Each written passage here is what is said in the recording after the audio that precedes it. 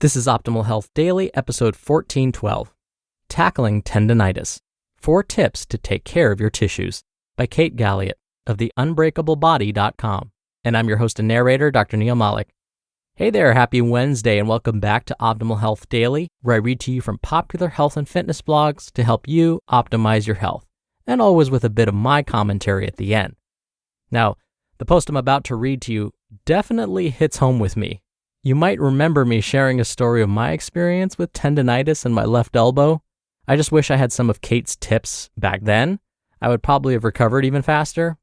Now, before I get to today's article, let's not forget that it's Wednesday, and like I do every Wednesday, I want to share a bit of inspiration with you. So here we go. Quote, "There is an entire section in bookstores called self-help, but what we really need is a section called help others." Simon Sinek.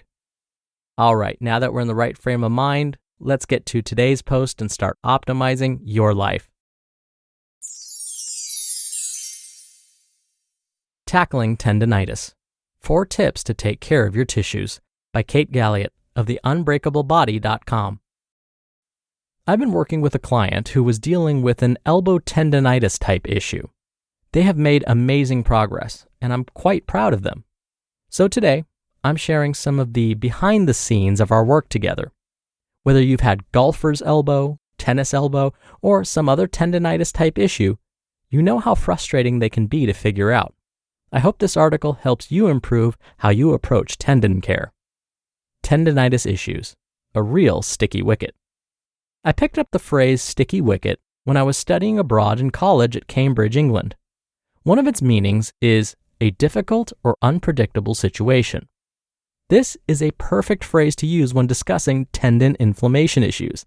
They can be tricky, finicky, and slow.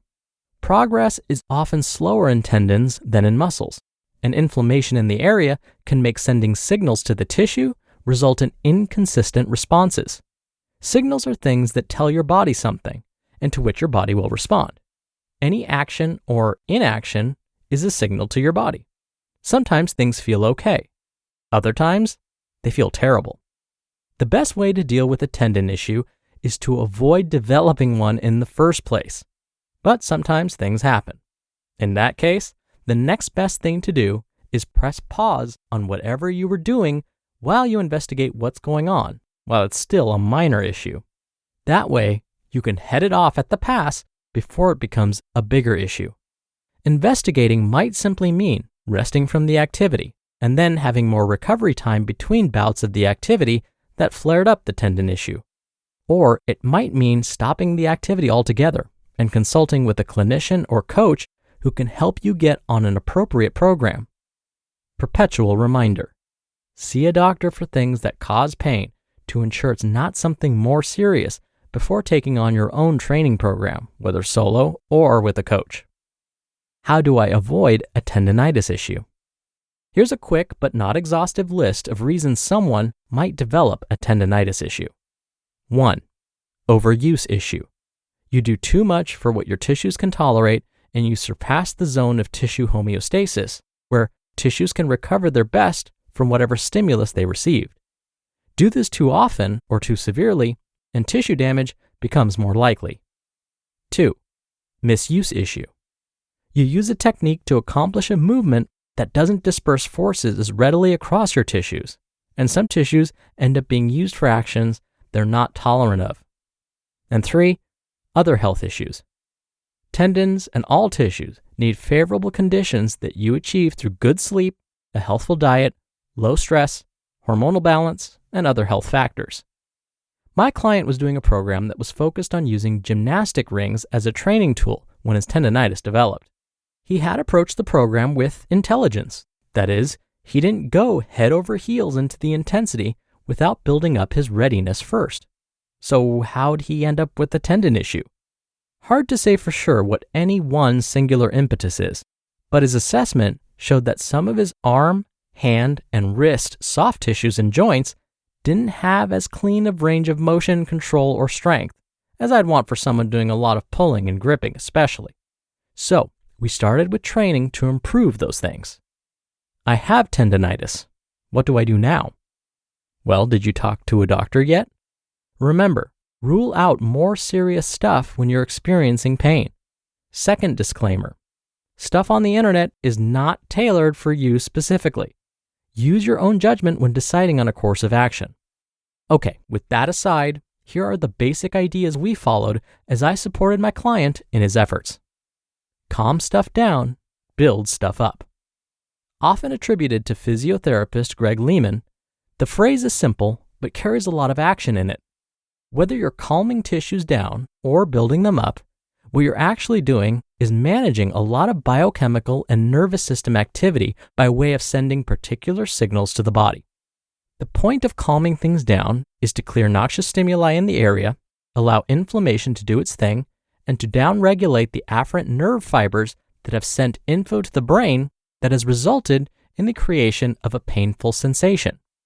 The point of building things up is to make the tissues that are currently dealing with the issue and the tissues elsewhere that may factor into this particular tissue issue become stronger and more tolerant to the type of loading you want to put on them via whatever activity you want to do. In order to calm stuff down and build stuff up, my client and I included elements of each of these. 1. Lots of pain-free movement plus low-intensity isometric contractions that targeted those arm, wrist, and finger tissues that were identified as suboptimal during my assessment based on my client's needs. This is the classic low intensity but lots of it that so many people overlook because it's not quote-unquote hard. Resilient tissues don't develop because you beat them into submission with hard, sexy, or exciting stuff. 2. Incremental buildup of the work volume and intensity we expose the arm, wrist, and finger tissues to. You can always add more, but you can't remove any if you put in too much. This notion comes from the culinary world, but it applies to physical training too. If you overdo it, there's no undoing it, other than taking extra time to deal with the setback of symptoms that come from overdoing it. Conversely, if you do just the right amount, or maybe even underdo it, heaven forbid, you can always do a bit more tomorrow. I'd rather see someone's trajectory move steadily up over a period of time than see it rise more sharply up, but with drop-offs due to overdoing it that hamper their progress. 3. Address weakness or suboptimal movement that we're seeing in other tissues that may have some impact on what's happening at the elbow. This included building finger, hand, and wrist strength, improving shoulder movement, and improving rib cage and pelvic positioning. Which brings me to the last item. 4. Listen to the body's responses to know how to adjust the signals you're sending. One thing I make clear to my clients is that body responses are informative. If you feel better, worse, different, or the same, that's all helpful. By tuning into how your body seems to be responding, you can make a smarter and more informed decision about what you'll do next. You are a living experiment, and you've got a number of dials you can turn to adjust the signals coming into your body so that you eventually land on the ones that give you the responses you desire. Take charge of your body care. I'm glad you listened to this article, but don't stop there. Talk to a medical specialist. Work with a certified coach. See each area of opportunity you face as a chance to become even more of an expert when it comes to caretaking for your body. After all, we don't call them problems here.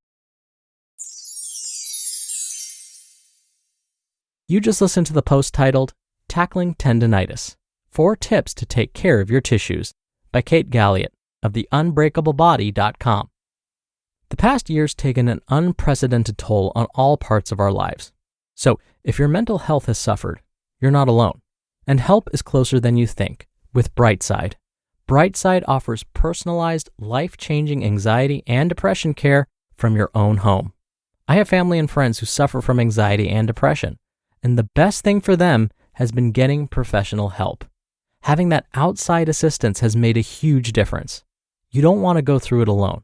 Brightside offers help for the full spectrum of anxiety and depression conditions, so no matter what you're feeling, you'll get a treatment plan tailored to your specific needs on your schedule. And it's affordable with a flat monthly fee and no hidden costs.